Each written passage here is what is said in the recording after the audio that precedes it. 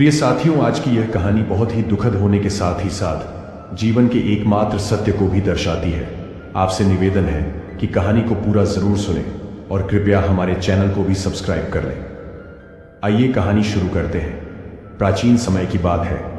पतचारा श्रावस्ती के नगर सेठ की पुत्री थी। किशोर अवस्था होने पर वह अपने घरेलू नौकर के प्रेम में पड़ गई।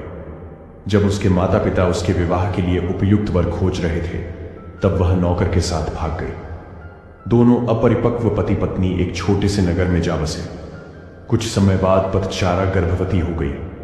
स्वयं को अकेले पाकर उसका दिल घबराने लगा और उसने पति से कहा, हम यहां अकेले रह रहे हैं, मैं गर्भवती हूं और मुझे किसी की सहायता की आवश्यकता है। यदि आप आज्ञा दें तो मैं अपने माता पिता के घर चली जाऊं। पति पतचारा को उसके मायके नहीं भेजना चाहता था, इसलिए उसने कोई बहाना बनाकर उसका जाना स्थगित कर दिया। लेकिन पतचारा के मन में माता पिता के घर जाने की इच्छा बड़ी बलवती हो रही थी। एक दिन जब उसका पति काम पर गया हुआ था, तब उसने पड़ोसी से कहा, आप मेरे स्वामी को बता देना कि मैं कुछ समय के लिए अपने माता पिता के घर जा रही हूं। जब पति को इसका पता चला तो उसे बहुत बुरा लगा।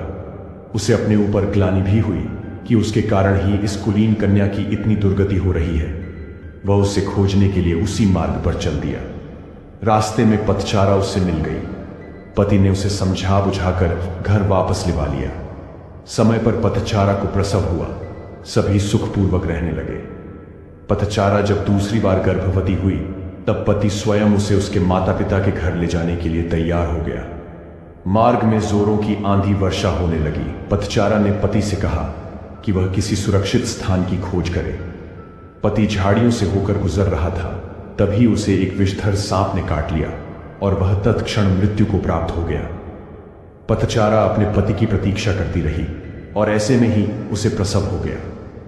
थोड़ी शक्ति जुटाकर उसने दोनों बच्चों को साथ लिया और पति को खोजने निकल पड़ी। जब उसे पति मृत मिला तो वह फूट फूट कर रोने लगी। हाय, मेरे कारण ही मेरे पति की मृत्यु हो गई। अब अपने माता पिता के सिवा उसका कोई न था। वह उनके नगर की ओर चल पड़ी। रास्ते में नदी पड़ती थी। उसने देखा कि दोनों बच्चों को साथ लेकर नदी पार करना कठिन था, इसलिए बड़े बच्चे को उसने एक किनारे पर बिठा दिया और दूसरे को छाती से चिपकाकर नदी को पार करने लगी। वहां पहुंचकर उसने छोटे बच्चे को कपड़े में लपेटकर झाड़ियों में रख दिया और बड़े बच्चे को लेने के लिए वापस नदी में उतर गई। नदी पार करते समय उसकी आंखें छोटे बच्चे पर ही लगी हुई थी। उसने देखा कि एक बड़ा गिद्ध बच्चे पर झपटकर उसे ले जाने का प्रयास कर रहा है। वह चीखी चिल्लाई, लेकिन कुछ नहीं हुआ। दूसरे किनारे पर बैठे बच्चे ने जब अपनी मां की चीख पुकार सुनी तो उसे लगा कि मां उसे बुला रही है। वह झटपट पानी में उतर गया और तेज बहाव में बह गया। छोटे बच्चे को गिद्ध ले उड़ा और बड़ा नदी में बह गया।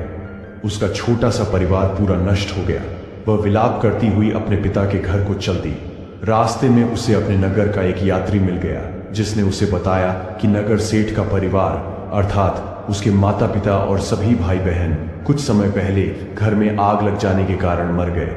यह सुनते ही पतचारा पर दुखों का पहाड़ टूट पड़ा। उसे तन मन की कोई सुध न रही। वह पागल होकर निर्वस्त्र घूमने लगी। उसके मुख से ये ही शब्द निकलते, पति मर गया, बड़ा बेटा डूब गया, छोटे को गिद्ध खा गया, माता पिता और भाई बहनों को चिता भी नसीब नहीं हुई। ऐसे ही विलाप करती निर्वस्त्र घूमती फिरती पतचारा को सभी अपमानित और लांछित करके यहां से वहां भगा देते थे। जेतवन में भगवान बुद्ध धर्मोपदेश दे रहे थे। पतचारा अनायास ही वहां आ गई। उपस्थितों ने कहा, अरे ये तो पागल है, इसे यहां से भगाओ। बुद्ध ने उन्हें रोकते हुए कहा, इसे मत रोको, मेरे पास आने दो। पतचारा जब बुद्ध के कुछ समीप आई तो बुद्ध ने उससे कहा, बेटी, अपनी चेतना को संभाल। भगवान को अपने समक्ष पाकर पतचारा को कुछ होश आया और अपनी नग्नता का बोध हो आया। किसी ने उसे चादर से ढांक दिया। वह फूट फूट कर रोने लगी, भगवान, मेरे पति को सांप ने डस लिया और छोटे छोटे बच्चे मेरी आंखों के सामने मारे गए।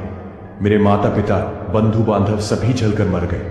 मेरा अब कोई नहीं है, मेरी रक्षा करो। बुद्ध ने उससे कहा, दुखी मत हो, अब तुम मेरे पास आ गई हो। जिन परिजनों की मृत्यु के लिए तुम आंसू बहा रही हो, ऐसे ही अनंत आंसू तुम जन्म जन्मांतरों से बहाती आ रही हो। उनसे भरने के लिए तो महासमुद्र भी छोटे पड़ जाएंगे।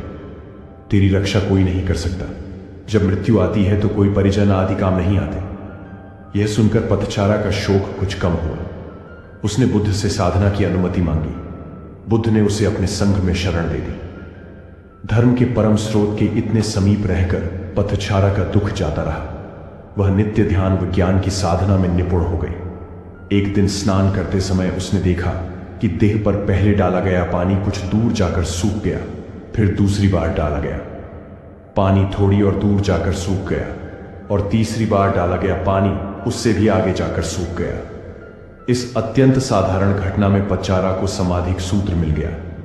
पहली बार उड़ेले गए पानी के समान कुछ जीव अल्पायु में ही मर जाते हैं।